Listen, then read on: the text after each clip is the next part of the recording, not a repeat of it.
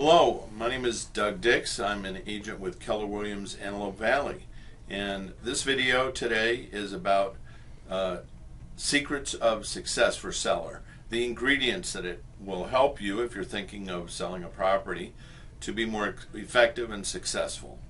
So anyway, what I thought was maybe before I get into it, I would go over a little bit of my background so you can understand, am I qualified to even discuss this? So actually the truth is that I've been an agent for over 25 years. I've sold over 500 houses, and before I was a real estate agent, I was a business major in college. I graduated from UC Berkeley with a degree Bachelor of Science, and marketing was my emphasis. So marketing has always been close to my heart, and it still is.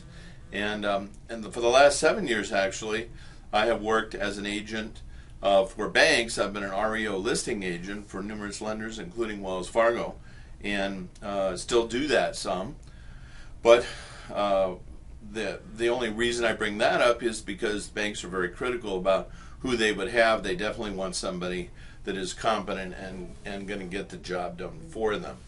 So anyway, I thought maybe what I would do is talk a little bit about how I see the process of selling a home. It's a little bit like a well-planned vacation in my mind.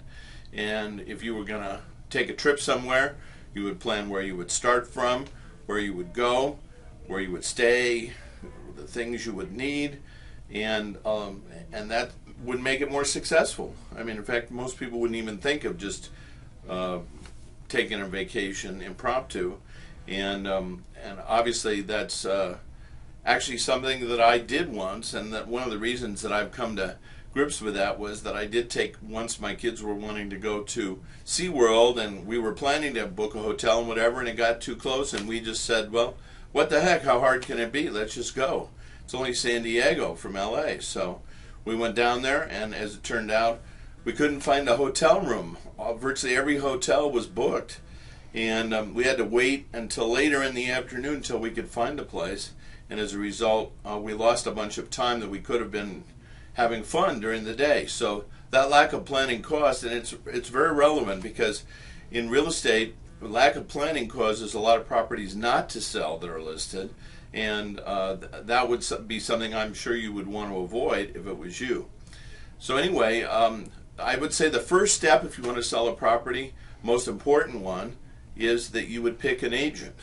And that decision is very important, and that they be able to sort of have a plan and exercise it and explain to you what it is.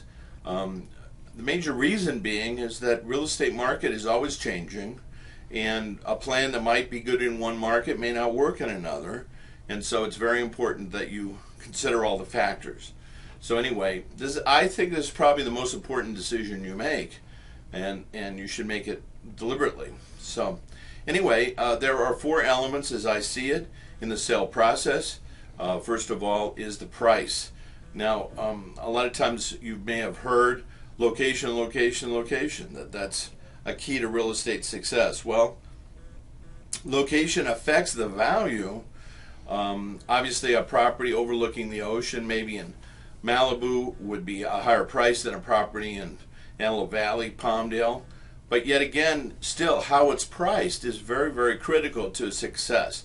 So in relative markets, they have to be correctly priced. And as the price is going up, or the prices are going down or staying the same, all of that needs to be taken into consideration as part of the plan. And it's a very important step. And actually, you may be interested, years ago, I had a property that I wanted to sell, and it was actually under the Santa Monica freeway. And you know, who would actually pick that? But actually, I found a buyer for it who was totally delighted to get a property because the general location, the size of home, and his ability to buy it, it was a fabulous property for him. He was totally delighted to get it. So you might not think, hey, that would be my first choice, but the price was the key. So anyway, that's my point. You got to have a good price, or you have to have a price relative to the plan so you will have success. anyway, the next issue is marketing, and that's once you have a price, you have a plan, you're going to take the property and you're going to expose it to the market. That's what it is. Part of the factors that are involved in correctly pricing and marketing a property are its condition. Obviously, if it's a fixer-upper, you have to take that into account, or if it's all fixed up and brand new, and how it's staged. I mean, you could have a house that's fabulous, but it could have a lot of stuff in it, and you can't even tell.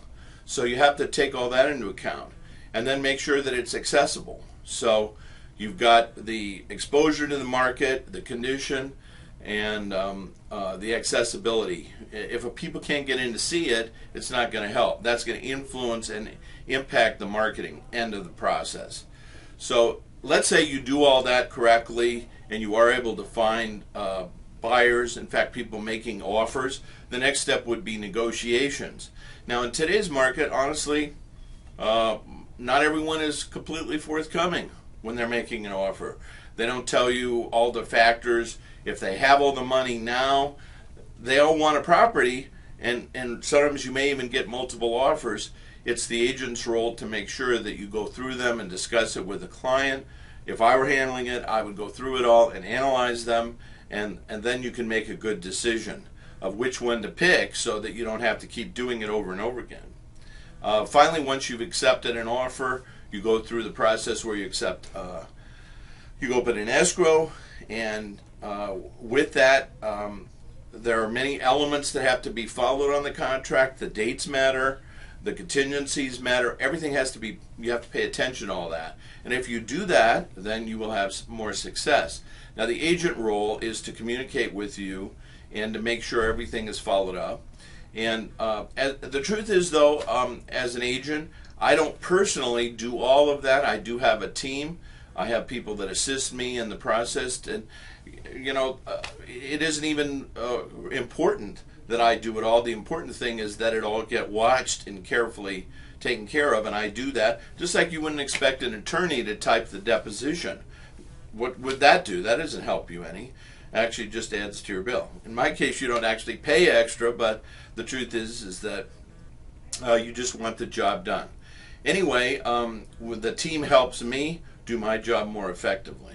So anyway, the important elements of selling a house, in my opinion, are first of all choosing the right agent, and then having a plan that you implement, a strategy for how you're going to approach the market that includes the marketing and all the elements of that, and through getting offers and the closing.